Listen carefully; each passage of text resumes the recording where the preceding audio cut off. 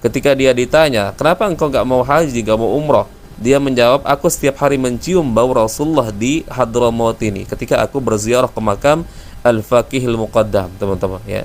Jadi mereka ini, para kami ini kan kita sama-sama tahu sangat luar biasa mengagungkan kota Tarim. Bahkan dia menyebut surganya dunia itu ya di kota Tarim, teman-teman. Ketika ditanya, Habib, kenapa engkau nggak haji, nggak umroh? Beliau mengatakan, ana asyum raihatan Nabi inda ziyarah Faqihil Muqaddam. Aku cium baunya Rasulullah setiap hari Nabi itu di makamnya Faqih Muqaddam. Ya, katakannya oleh ahli syair, baladun toba maskanuha walaha rabbur rahim, fa idza sa'alat al falasifatu yaqul jannatu dunya tarim. Ya, surganya dunia itu tarim, walaupun bangunannya itu tanah. Karena masalah ini teman-teman, Umar bin Hafid sendiri juga di Arab Saudi itu udah di blacklist. Dia nggak bisa masuk Arab Saudi lagi. Informasi itu Karena pelit informasi itu. Kalau seandainya mereka ini benar-benar di blacklist, nggak boleh ke Arab Saudi, nggak boleh haji, nggak boleh umroh, ya mungkin bagi mereka cukuplah kota Tarim. Ya kalian bisa lihat bagaimana ya pengagungan mereka terhadap kota Tarim yang begitu berlebihan di atas Mekah dan Madinah, teman-teman, sampai disebut Tarim itu adalah surganya dunia. Lah Mekah, Madinah, Palestina itu terus apa? Ada yang hulu melampau sampai pergi buat haji di kubur Nabi Hud. Tahu? Tawaf. Ha ni di Kedah ni depa jemput mai dah Tok Syekh dia. Macam mana dia orang tahu bahawa kubur Nabi Allah Hud tu ada di Hadramaut, di wadi sekian-sekian? Macam mana dia orang tahu? Assalamualaikum warahmatullahi wabarakatuh. Ada informasi teman-teman yang sebenarnya info ini sudah lama saya lihat ya, beberapa bulan yang lalu, terkait katanya Habib Umar tersebut di blacklist di Arab Saudi. Dan saya nggak yakin teman-teman dan nggak percaya sebelum ada informasi resmi dari media-media besar ya, media cetak maupun media elektronik, teman-teman. Kalau hanya informasi dari salah seorang yang katanya mahasiswa yang sedang kuliah di Yaman, teman-teman, ya itu nggak valid bagi saya pribadi. Coba sebelum kita ulas lebih jauh, coba simak video ini, teman-teman ya. Ini yang sudah viral, tentunya kalian juga sudah pernah lihat lah. Bang, Karena masalah ini teman-teman, Umar bin Hafid sendiri juga di Arab Saudi itu udah di blacklist. Dia nggak bisa masuk Arab Saudi lagi. informasi itu Karena Bang. pelit informasi itu. Yang berbicara ini bukan hanya orang lain, orang dari keluarga dalam rumahnya dia sendiri yang cerita sama kita, keponakannya. Seperti itu. Berarti saya ulangi ya, Umar bin Hafid sendiri pun di blacklist di Arab Saudi. Ya katanya dari pihak keluarga sendiri yang menyatakan seperti itu. Mana infonya, teman-teman? Ya, jadi jangan mudah percaya. Kita boleh mengkritisi siapapun ya, para kawi-kawi, para ustadz, para kiai, teman-teman. Tapi kritik bagian kesalahannya. Tapi bukan berarti kita membabi buta menyebarkan informasi hoak, teman-teman. Informasi seperti ini kan termasuk informasi besar ya, dan Pak Umar Hafiz ini dikenal sebagai tokoh, teman-teman. Bahkan di Indonesia pun sangat dimuliakan. Pastinya akan ada informasinya, teman-teman, kalau memang berita ini valid, teman-teman. Namun justru saya berpikir lain. Ini seandainya, kalau seandainya memang para kawi-kawi ini betul-betul di blacklist, bukan hanya Pak Umar Hafiz di blacklist, ini seandainya, teman-teman, tapi itu mustahil lah. Seandainya mereka di blacklist secara keseluruhan, nggak boleh datang ke Arab Saudi, ya mungkin mereka nggak akan terlalu bagaimana, teman-teman. Karena apa? Ada satu cerita dari para kabib yang lain yang katanya seumur hidupnya belum pernah satu kali pun keluar dari Hadramaut atau dari Yaman, dari Tarim lah. Bahkan sampai berhaji umroh pun belum pernah satu kali pun. Ketika dia ditanya, kenapa engkau nggak mau haji, nggak mau umroh? Dia menjawab, aku setiap hari mencium bau Rasulullah di Hadramaut ini ketika aku berziarah ke makam Al-Faqihil Muqaddam, teman-teman ya. Jadi mereka ini, para kami ini kan kita sama-sama tahu sangat luar biasa mengagungkan kota Tarim. Bahkan dia menyebut surganya dunia itu ya di kota Tarim, teman-teman. Coba simak video yang ini. Nabi Umar itu bilang, siapa orang yang ziarah ke Tarim akan merubah apa? Merubah tembaga. Merubah tembaga itu menjadi emas, Pak Harjo, karena pendidikan daripada kota Tarim ini. Bahkan sampean kalau ke Tarim itu jangan belajar, nggak usah belajar, jaga hati saja, Pak. Dikatakan oleh Syekh Abdul Rahman As-Segaf, syawari utarim syekhu man la syekhulah. Ya, gang-gang, jalanan-jalanan di kota Tarim itu adalah guru bagi mereka yang tidak punya guru, para hadirin. Ya, bahkan di dalam salaf dikatakan Habib Alwi bin Syahab itu Ainut Tarim, itu beliau tidak pernah keluar sama sekali dari kota Tarim, nggak pernah keluar. Hatta haji dan umroh nggak pernah. Tidak pernah sama sekali beliau. Ya, beliau keluar dari kota Tarim 2 hal saja, ziarah Nabi Hud dan hadrahnya Habib Ahmad bin Zain di Hautah. Itu aja.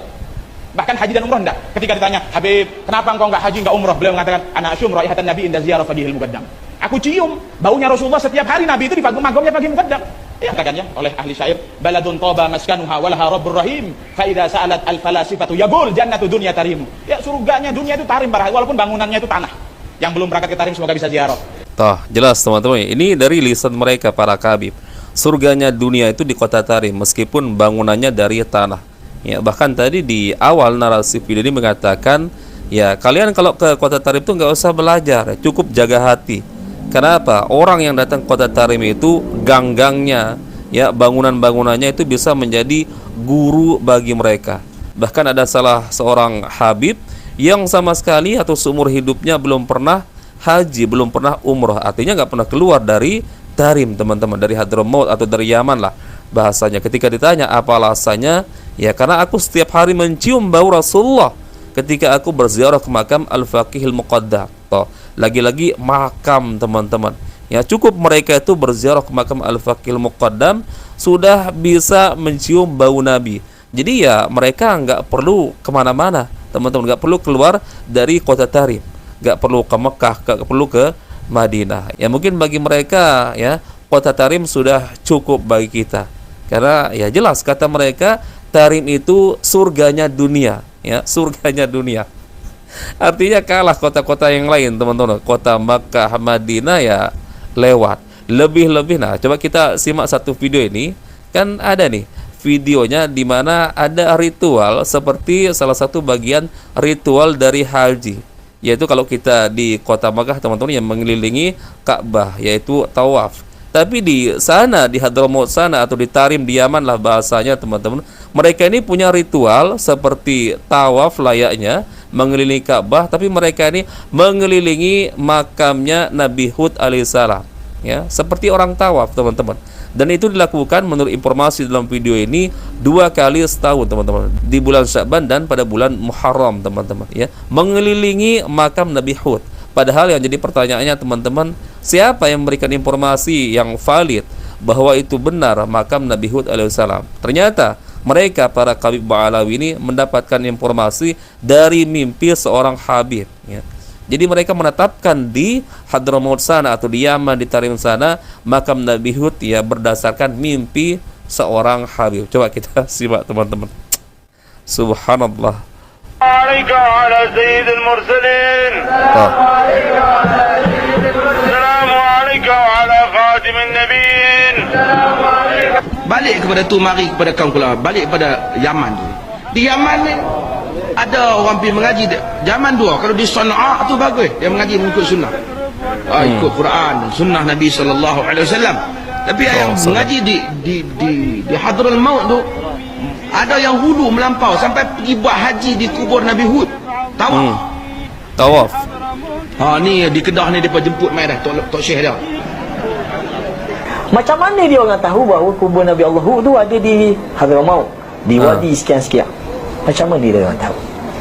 Bila kita cek-cek, rupa-rupanya tahu melalui mimpi seorang habib. Ya. Ini isu dia. Islam hujah kita menurut Quran, sunnah, ijma' dan qiyas. Yang ni yang disepakati dah. Nah, Quran, sunnah, ijma' dan qiyas. Mimpi dia. Mimpi boleh jadi hujah. Mimpi boleh jadi hujah. Tak, mimpi tak boleh jadi hujah. Tiba-tiba dia meletakkan syariat ziarah kubur Nabi Allah Hud ni berdasarkan mimpi. Setiap tahun 2 kali dia akan buat ziarah. 2 kali. Ni sampai sekarang. Dan ziarah tu bukan kecil lah, besar. Siap dengan bawa bendera dan sebagainya. Kita boleh tengok dalam YouTube lah. Yang Maulana, yang apa ni, Dr. Sri tunjuk dulu isu dia. Nampak tak? 2 kali setahun akan pergi ziarah. Sekali dalam bulan ni, bulan kita ni, bulan Sya'ban ni, lepas lah 15 Sya'ban dia akan ziarah situ. Dan sekali lagi dalam bulan Muharram, dalam 10 Muharram, dia akan melakukan ziarah. Ini kan mirip dengan ritual Syiah, teman-teman, yang mana mereka mengatakan bahwa jauh lebih afdol ya pergi ke Karbala, teman-teman, daripada ke kota Mekah. Syiah kan seperti itu di Karbala, punya Ka'bah sendiri teman-teman, dan dia punya ritual haji tersendiri. Ya, bagaimana tata caranya, aturannya dia buat sendiri teman-teman, sebagai saingan kota Mekah dan Madinah. Lah justru ini para kabib seperti juga ikut-ikut kelompok Syiah teman-teman. Ya, meskipun ini mereka nggak klaim sebagai Ka'bah mereka, tapi katanya ini adalah makam Nabi Hud alaihissalam. Ya, dilakukan dalam setahun itu 2 kali, di bulan Sya'ban dan di bulan Muharram. Sampai kalian lihat tadi di videonya, dikelilingi layaknya seperti orang tawaf mengelilingi Ka'bah teman-teman. Subhanallah, ini mengerikan. Dan banyak sekali sebenarnya di YouTube juga, di media sosial, video-video terkait ziarah mereka para Habib Ba'alawi ini ke makam Nabi Hud alaihissalam yang mereka klaim teman-teman. Nah, ini saya berandai-andai saja teman-teman. Kalau seandainya mereka ini benar-benar di blacklist, nggak boleh ke Arab Saudi, nggak boleh haji, nggak boleh umroh, ya mungkin bagi mereka cukuplah kota Tarim. Ya, kalian bisa lihat bagaimana ya pengagungan mereka terhadap kota Tarim yang begitu berlebihan di atas Mekah dan Madinah teman-teman, sampai disebut Tarim itu adalah surganya dunia. Lah Mekah, Madinah, Palestina itu terus apa?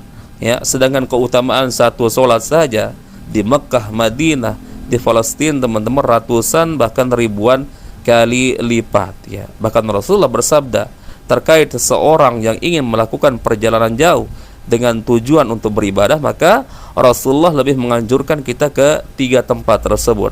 Ya, Rasulullah mengatakan la tusaddu rihal illa ila salasati masajid, al-Masjidil Haram wa Masjidi hadza, al-Masjidil Aqsa. Ya, tidak boleh melakukan perjalanan jauh kecuali 3 tempat. Ya, perjalanan jauh maksudnya di sini dengan tujuan untuk mencari barokah misalkan teman-teman. Kan biasa ada istilah di Indonesia itu wisata religi. Ya, ini wisata religi yang asli kalau memang benar-benar mau mengamalkan sabda Nabi. Ya, yaitu apa kata Rasulullah teman-teman? Tidak boleh melakukan perjalanan jauh dengan tujuan wisata religi lah, mencari barokah kecuali 3 tempat, yaitu di Masjidil Haram, kemudian di Masjidi hadza, yaitu di Madinah di masjidku kata Rasulullah, dan di Palestina di Masjidil Aqsa teman-teman. Ini menunjukkan teman-teman ya, nggak ada yang melebihi keutamaan ketiga masjid tersebut teman-teman. Lalu dari mana diklaim bahwa Tarim itu adalah surganya dunia teman-teman? Sedangkan mau semegah apapun masjid misalkan yang ada di Hadramaut, di Yaman, di Tarim sana teman-teman, sama saja dengan masjid di luar Makkah, di luar Madinah, di luar Palestina. 25 derajat, 27 derajat teman-teman.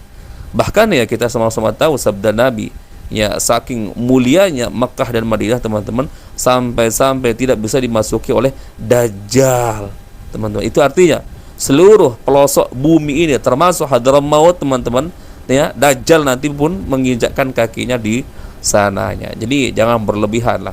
Baik, mungkin itu saja yang bisa kita share di video kali ini teman-teman. Semoga bermanfaat. Insyaallah kita bertemu lagi di video berikutnya. Assalamualaikum warahmatullahi wabarakatuh. Barakallahu fikum. Assalamualaikum warahmatullahi wabarakatuh.